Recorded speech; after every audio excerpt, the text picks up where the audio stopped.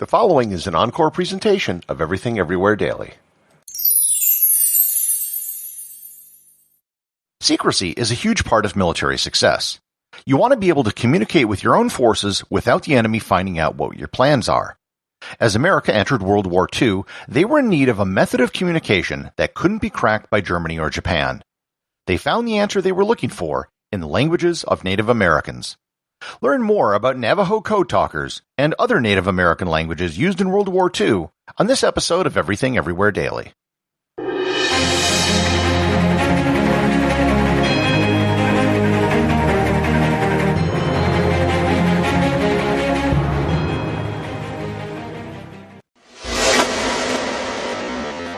The idea of using Native American languages as a form of military code didn't begin in World War II. It actually began in the First World War.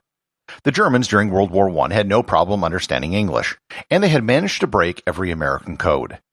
An American Army officer named Colonel Alfred Wainwright Bloor of the 142nd Infantry had several members of the Choctaw Nation in his unit. One day he overheard them talking to each other in the Choctaw language. He realized he couldn't understand what they were saying, and if he couldn't understand, then the Germans probably couldn't understand either. He gathered up all the Choctaw soldiers and told them of his idea, and they were on board. They developed a code based on the Choctaw language, and then distributed the Choctaw speakers so there was one in each company. On October 26 of 1918, just 2 weeks before the end of the war, they managed to execute a withdrawal of 2 companies in the 2nd Battalion, and the Germans didn't suspect a thing. A German officer who was captured later confessed that they had no clue what the Choctaw speakers were saying, and wiretaps on the American phone lines didn't give them any advantage. The experiment of using Choctaw speakers during World War I was a success, but it was very limited. The program didn't even get started until the last month of the war, so there wasn't much opportunity to use it. The idea of using Native American languages during the Second World War came up quite early in the American involvement in the conflict. A man by the name of Philip Johnston, who lived in Los Angeles, came up with the idea. Johnston had grown up in a missionary family who lived in the Navajo Nation in Arizona. He learned the Navajo language as a child when he played with other children on the reservation who spoke the language. Johnston realized that Navajo might make a great basis for a military code. Navajo had a lot going for it. For starters, it's a fairly complex language. It had a very complex grammar and sentence structure. Second, Navajo can't be understood by any other Native American groups. Even the closest related native languages can't understand Navajo. Third, Navajo wasn't well studied or known beyond the Navajo Nation. It was estimated that fewer than 30 non-Navajo people in the world knew the Navajo language, and none of those people were in Japan. Finally, at the time, Navajo wasn't a written language, so there were no books that could be used to help decipher the language. Johnston, who was a civilian, pitched the idea to the U.S. Marine Corps, and a demonstration was held to show how Navajo would work in the field for transmitted coded orders. The Navajo speakers were able to transmit a 3-line message in 20 seconds. The competing code machines took 30 minutes. Based on the demonstration, the Marine Corps agreed to go ahead with the pilot program. 29 Navajo recruits hopped on a bus in Fort Defiance, Arizona, and traveled to basic training in San Diego for 8 weeks. They graduated as the first all-Navajo platoon in Marine history. From there, they immediately went to Camp Elliott in San Diego, where they began the work of creating a code based on Navajo. The Code Talkers didn't speak conversational Navajo during combat. They used a code that was based on the Navajo language. The first part of the code was creating words that represented the letters of the alphabet. They picked English words that started with the letter of the alphabet, but used Navajo words to communicate it. For example, for the letter A, they used 3 different words: ant, apple, and axe. The Navajo words for them would be Wolachi for ant, Bilasana for apple, and Si-Nil for axe. It would also have been time-consuming to spell out absolutely everything, so they developed several hundred words for commonly used terms and phrases which would be used, including military ranks, ships, airplanes, and weapons. For example, the Navajo code for submarine was Beshlo, which means iron fish.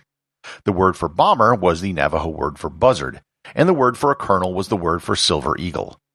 The first group of 29 code talkers developed a book that would be used by subsequent code talkers who would then go through the program. However, the book was never allowed to leave the base. Everyone who graduated from the program had to memorize everything. The end result was that even if a native Navajo speaker were to overhear two code talkers speaking, they would only hear a collection of words that wouldn't make any sense because they weren't actual sentences. The decision was made to only use the Navajo Code Talkers in the Pacific Theater. While in the Pacific, they proved vital in almost every battle. At Guadalcanal, Peleliu, Guam, Iwo Jima, and Saipan, the Navajo Code Talkers were vital in every battle. At Iwo Jima, 6 code talkers worked non-stop for over 48 hours at the start of the battle, transmitting 800 messages. Major Howard Connor, head of the 5th Marine Division Signal Corps, said, quote, "Were it not for the Navajos, the Marines would never have taken Iwo Jima." Unquote. Eventually, the code talkers had to be assigned a personal guard. The initial reason for the guard was to protect the code talkers from other American soldiers. There were several cases where they were thought to be Japanese spies.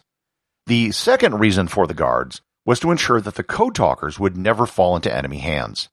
Their instructions were to shoot the code talkers rather than let them be captured, but thankfully that never happened. In total, there were over 400 Navajo who served as code talkers. They continued to be used during the Korean conflict, and the program was eventually phased out in the early 1960s. During that time, the entire program was considered secret, and none of the code talkers could talk about their service in the war. The program was finally declassified in 1968. Recognition of the code talkers was belated but eventually acknowledged. In 1982, President Ronald Reagan named August 14th of 1982 as Navajo Code Talkers Day and issued the code talkers a certificate of recognition. In 2000, President Bill Clinton signed a law that awarded the Congressional Gold Medal to the original 29 code talkers and silver medals to the other code talkers. Arizona has created a state holiday, and there are plans for the creation of a Code Talker Museum.